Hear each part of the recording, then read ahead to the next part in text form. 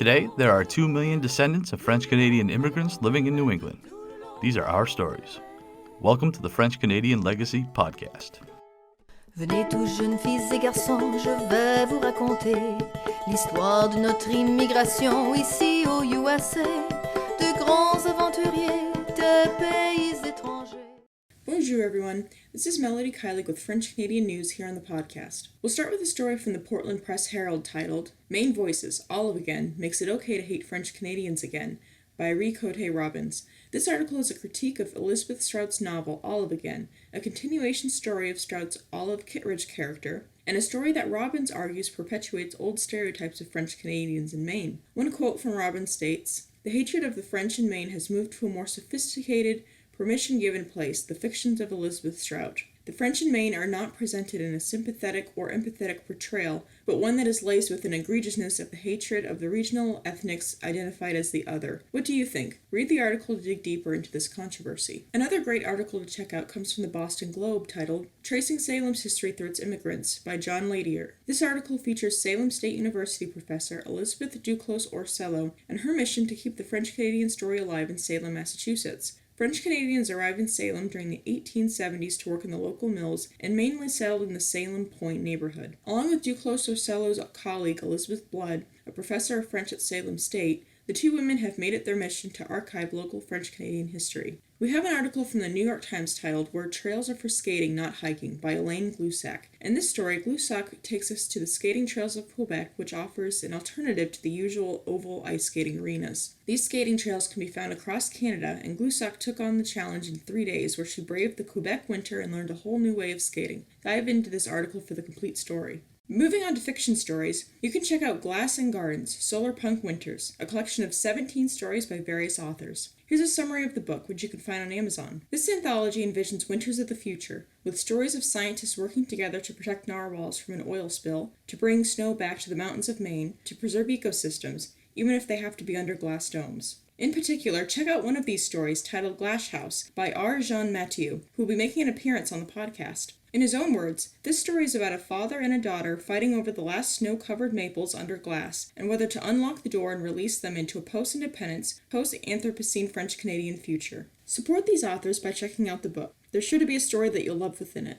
On to events. The French Cultural Center in Boston will be having an event for the Cooking and Wellness Women's Workshop called Eat Well, Live Well in English and Francais. The event will center around cooking a healthy, traditional French meal with a certified health coach, with instructions being spoken in English and French. The event is open to non-members and intended to be a women-only event. Come join the group on January 30th from 11 a.m. to 2 p.m. with a member's fee of $50 and a non-member's fee of $70.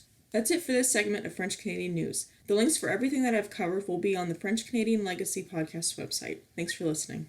Thanks, Melody. Next week's episode is another first for the show. We've had on authors that have written fictional novels before, but we didn't really discuss those books. Suzanne Desrochers is the author of The Bride of New France, a historical novel about the Filles du Roi. Jesse and Suzanne will talk about the novel and the history of the Filles du Roi. They'll also discuss schools in English and French in Ontario, among other things. We hope you'll check out The Bride of New France and join us next week for an interesting discussion. Okay, so something we do in our off week time, because we play a full interview every other week. Mm-hmm. And in the week in between, Mike does kind of like a hype video for what's coming up next. And we always put in a little bonus clip that generally encompasses something we didn't talk about at all during the main interview.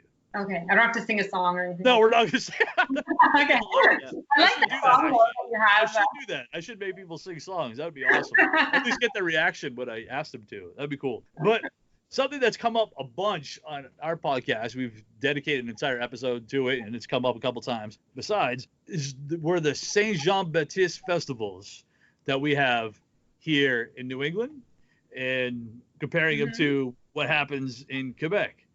Now, do you guys celebrate? Do you guys have a big fest? Does the Franco population in Ontario celebrate that holiday? Yes, but a lot of Franco-Ontarians go to Quebec. Really? Yeah, like for example, this year, I don't know if it was the first time, but it was one of the first times where there were, because we have a little flag, like a green and white flag, Franco. Sure. Yeah. And so there was this, like they were in the parade, the Saint Jean Baptiste parade in Montreal, like a big Franco-Ontarian contingent. Awesome. This year, which is cool, as you know, we were talking about that, the sort of communication between the two, so that was a good thing. But yeah, there are little celebrations here and there in Ontario, probably bigger again in Ottawa. In Toronto, it tends to be, you know, the Quebecois community, but in Toronto, our Francophone community is very diverse. So we have a lot of people from France, from, you know, other parts of Europe, from the African diaspora. So, you know, I think it'll take time before that sort of becomes really a holiday here, because we also have Franco-Ontarian Day, which is December 25th. And that tends to kind of include everyone who's, you know, Francophone but has made Ontario their home. Gotcha. Yeah. Well, that's very awesome. Well, thank you again so much for doing the podcast. This was a blast. Thanks. Now our fathers look at us and sigh with despair, to think that everything they love we simply do not share. But the spirit never dies, our culture will survive. Each of us must choose how much to keep alive. Each of us must choose how much to keep alive. Special thanks to Josie Vachon for providing the music. You can find more about her at josievachon.com. This podcast was produced and edited by Mike Campbell. If you have any questions or comments, please email us at fclpodcast@gmail.com. You can also follow us on Facebook, Twitter, and Instagram at FCL Podcast for more information about the topics discussed. If you enjoyed the show, please subscribe and leave us a review on iTunes or wherever you listen to this episode.